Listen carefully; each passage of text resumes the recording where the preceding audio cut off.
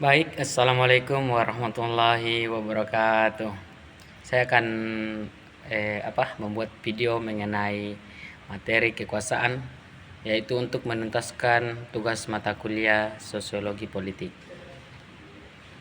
Baik, kekuasaan adalah salah satu konsep paling penting yang dalam ilmu politik atau dalam ilmu sosiologi dan ilmu hukum. Hampir seluruh dinamika kehidupan bernegara,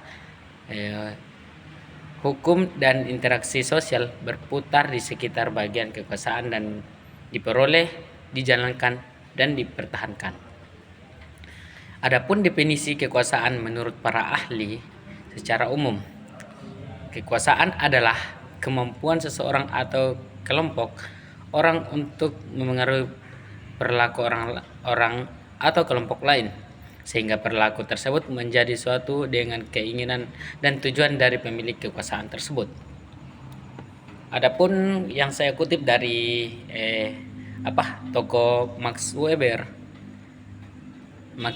kekuasaan adalah kesempatan bagi seseorang atau sejumlah orang untuk mewujudkan keinginan mereka sendiri dalam suatu tindakan bersama, bahkan jika harus menghadapi penentangan dari orang lain yang ikut serta dalam tindakan tersebut. Contohnya itu ketika kita mau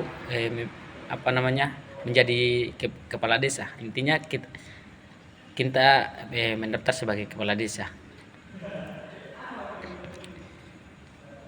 Adapun sumber-sumber kekuasaan, dari mana seseorang atau lembaga pendapatan kekuasaannya. Sumber kekuasaan sumber kekuasaan atau penjelasan contoh kekuasaan sah atau legitimasi power bersumber dari jabatan resmi atau posisi hierarki yang diikuti secara hukum atau sosial. Contohnya itu presiden, dosen, hakim adalah seseorang yang bisa berkuasa di dalam lembaga tertentu.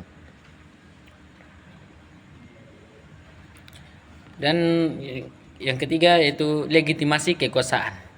Kekuasaan dan otoritas. Tidak semua kekuasaan itu sama. Kekuasaan yang telanjang atau naked power hanya mengendalikan kekuasaan fisik atau paksaan. Agar kekuasaan berjalan stabil, ia memerlukan legitimasi kebiasaan. Ketika kekuasaan telah mendapatkan legitimasi, ia berubah menjadi otoritas atau wewenang otoriter.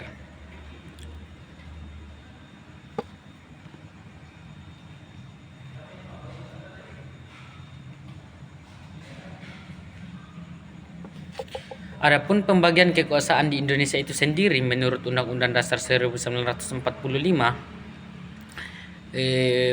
pertama itu kekuasaan konstitutif atau mengubah dan menetapkan undang-undang dasar. Kedua, kekuasaan eksekutif, menjalankan pemerintahan, contohnya itu presiden atau menteri. Dan ketiga, kekuasaan legislatif, membentuk undang-undang, contohnya itu seperti DPR. Kekuasaan yudikatif, yaitu menyelenggarakan peradilan, contohnya itu seperti Mahkamah Agung dan Mahkamah Konstitusi.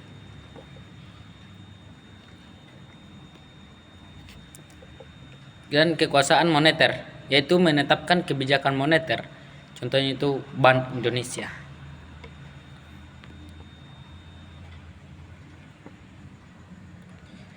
Adapun cara mempertahankan sebuah kekuasaan menurut ahli yang saya kutip, yaitu menurut Niccolo Machiavelli dalam bukunya Principe de Princes.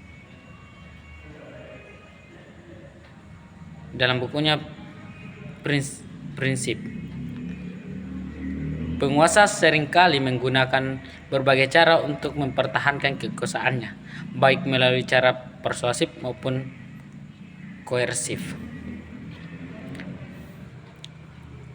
Pertama itu menghilangkan oposisi atau potensi ancaman secara tegas. Kedua, menciptakan dan simbolisme, membangun narasi bahwa penguasa adalah pelindung rakyat. Yang ketiga, sistem patronase membagikan konsep jabatan atau keuntungan ekonomi pada kelompok-kelompok strategis agar tetap setia. Dan keempat, pemanfaatan hukum, membuat regulasi yang memperkuat posisi penguasa secara legal. Dan adapun kesimpulan yang sempat saya kutip dan saya simpulkan dari beberapa materi ini, kekuasaan bukanlah sesuatu yang buruk secara inherent. Ia adalah alat atau tool. Kekuasaan diperlukan untuk menciptakan ketertiban, menegakkan hukum, dan mencapai tujuan kesejahteraan bersama. Namun, karena sifatnya yang cenderung ekspansif, kekuasaan harus selalu dibatasi oleh hukum, rule of law, dan diawasi oleh masyarakat agar tidak berubah menjadi kesewenangan. Adapun pepatah yang saya ambil dari kampung, yaitu bahasa patahnya itu seperti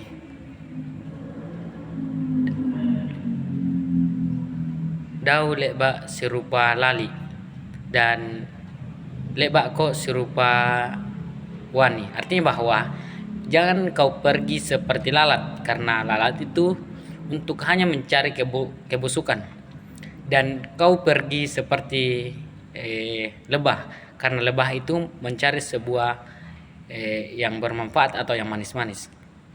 Baik, mungkin sekian dari apa yang sempat saya jelaskan. Kurang dan lebihnya mohon dimaafkan. Wassalamualaikum warahmatullahi wabarakatuh.